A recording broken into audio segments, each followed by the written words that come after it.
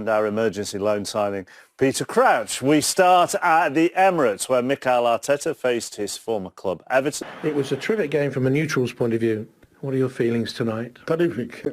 Terrific. Because there was a good performance in front, offensively.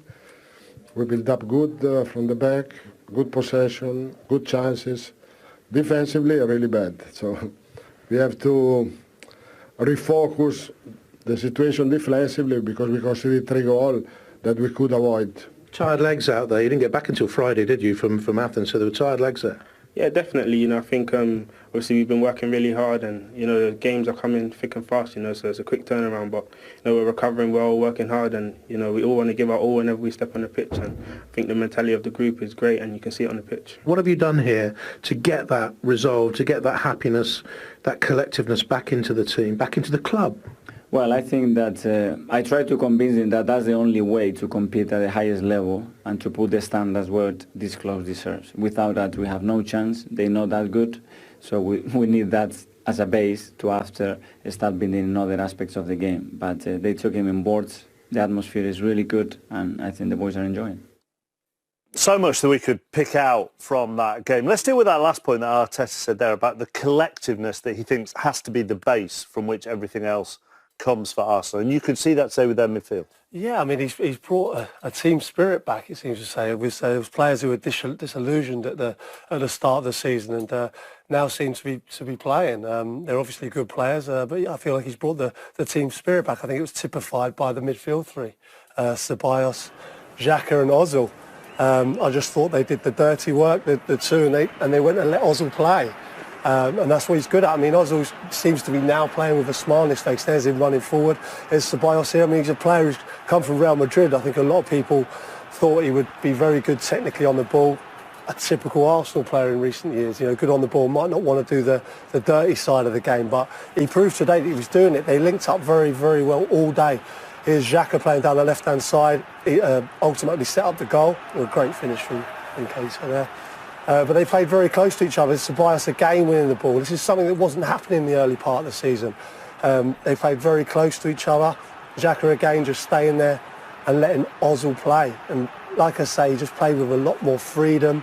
He wanted the ball, and he was playing those cutting, incisive passes that we know he can play.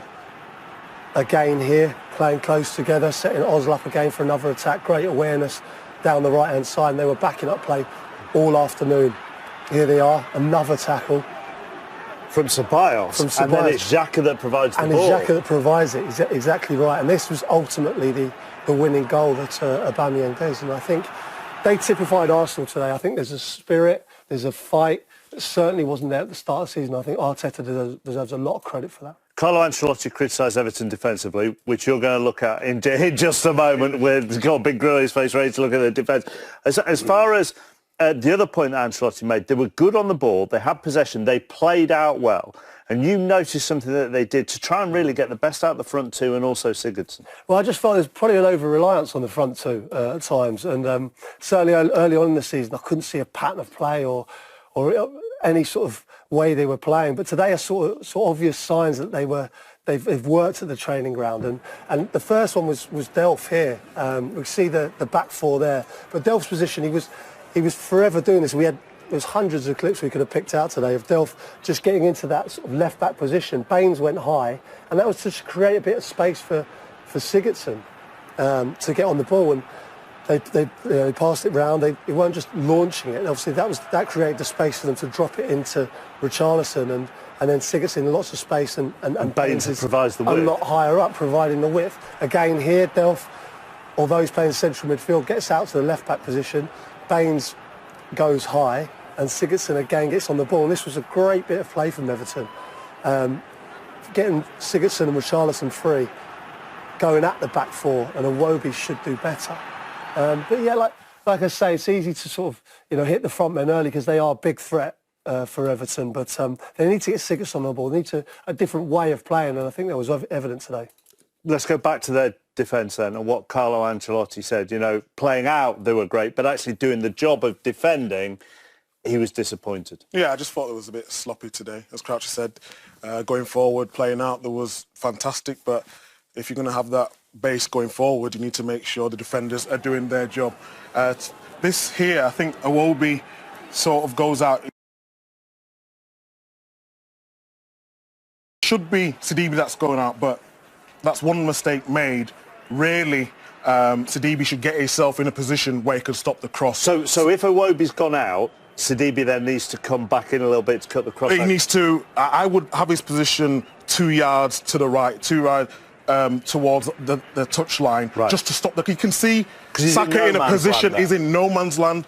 Schneiderlin's got the Arsenal player there, so he needs to move 2 yards just to stop that cross. Everyone could see Saka's got his foot back. He's about to cross it. Get yourself in a position where you can block that cross, which evidently you can't as we run it on because it just goes straight past. And it's a great cross. It's a great cross, and it's a great finish from Nketiah. And Holgate, he's been excellent this season. He's took onus of that defence when I've watched him this season. But him and Mina at times today, they found themselves in the wrong positions. You'll see here with Mina, he's 5 yards to. He's got time on the ball, and it's a lovely ball, and it's a great run. Take nothing away from the run from Aubameyang, and it's a great finish. But he's too forward there. He needs to drop off when the player's got time on the ball. Sidibe here, he's got Aubameyang. He's in a good position there, but just a little bit lazy. The passion and desire from Aubameyang gets a goal, and there's problems for Everton. I've watched them, and Holgate and Mina have actually done well, but like Peter was saying, if they're going to play this expansive football, they're going to make sure that they've got to defend right from the start as well. See the Arsenal and Everton records there under their new bosses. What both those new bosses have done have given them hope, really. Whatever the records are, they've given them hope. Considering where they were early part of the season, there's been a huge improvement in both sides. OK, and yeah, let's praise Bernd Leno as well, because so far your analysis has been criticism, and you're a very happy man. So let's do the praise, because it's all been praise from Peter so far. Constructive criticism. Constructive criticism.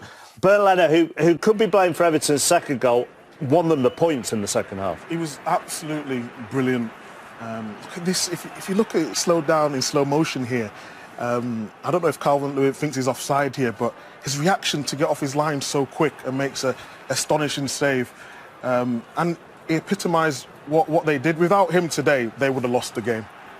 What's crucial about his goalkeeping today was so sharp off his line for everything. No matter if it's shot stopping, we see him there racing off his line.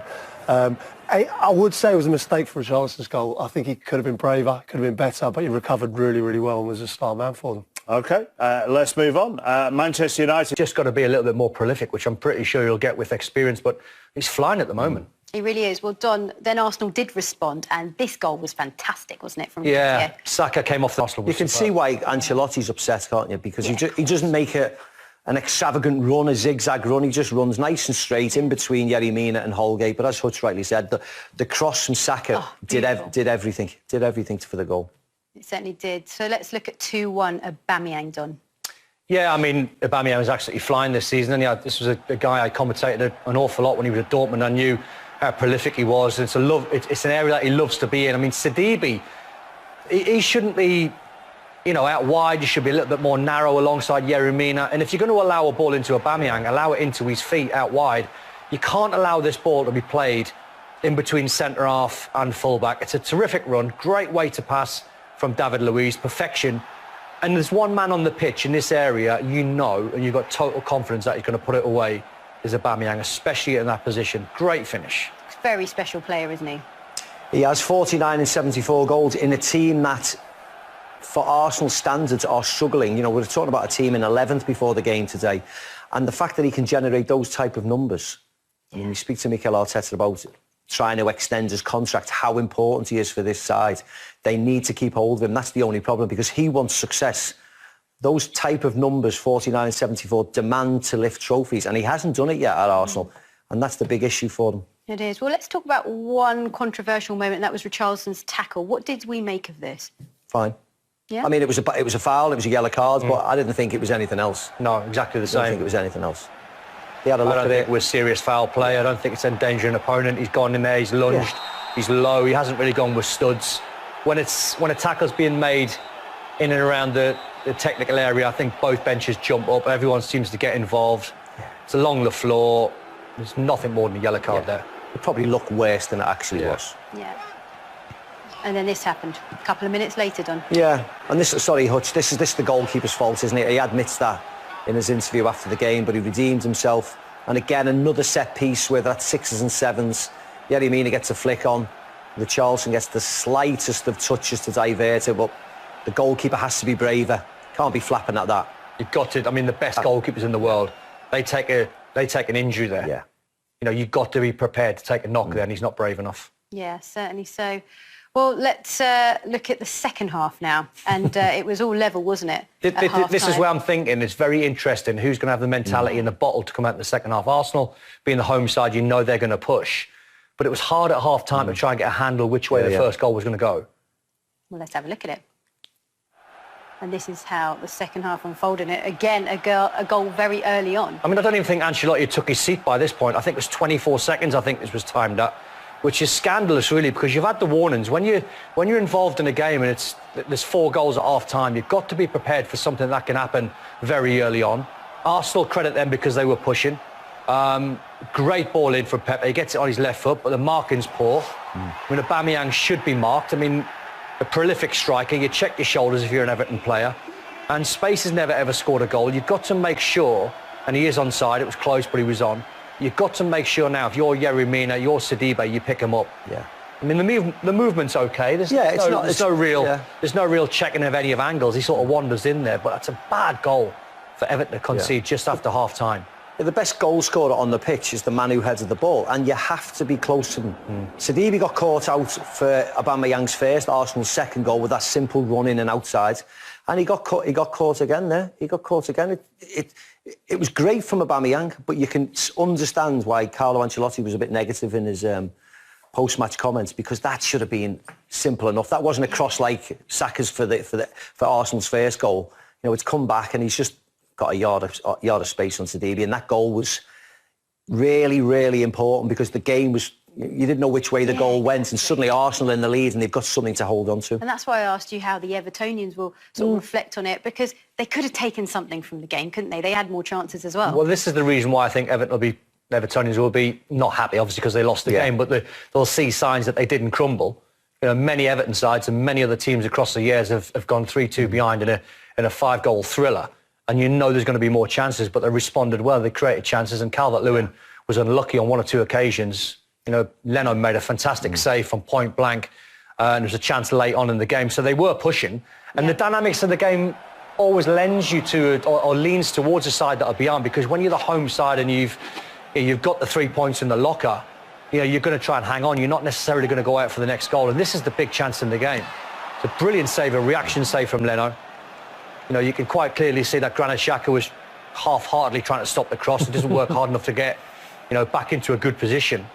And that's the wonder save, because if that goes in at 3-3, now you question, or you're looking at thinking, this is going to be interesting. Who's going to get the next goal of the game? Great save, though. It is. And this was the header right at the end, which wasn't it? Nice. They fell asleep. Nice ball in by Bernard, and again, when you look in, or you've played well, that just nestles in the bottom corner. Switched off, didn't they? 3v1.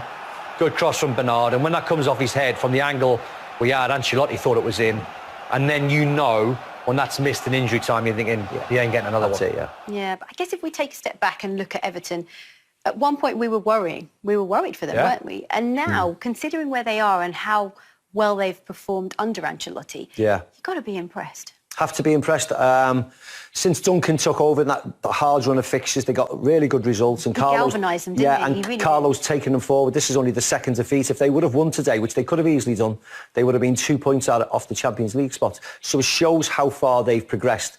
And the way they played today, we keep on reiterating, even though they lost, it was pleasing. That's one of the best I've seen them play this year. It really is. And I've seen them play a lot, Everton, this year. And it was great to see Andre Gomez as well, wasn't it? And by the way, what an impact he had. Yes. Because, yes, it was nice to see him on the pitch, but he played so well. He looked fit, he looked sharp. He's exactly what Everton need and Ancelotti needs as well, because he's a forward passing midfield player. They've got players in there, you know, that can keep hold of the ball and play sideways, but he's got an eye for a pass. He's brave on the ball. And I have to eat a little bit of humble pie. When they first signed him, and I'd seen quite a bit of him, I thought the Premier League might have been a little bit quick for him. Yeah. I thought I wasn't I wasn't sure he could go box to box and have an impact, but what I've seen since he's been here, he's been absolutely brilliant because he's silky on the ball. Like I said, he's brave, he takes it under pressure and he can find a pass, and he was exceptional when he came on. Okay.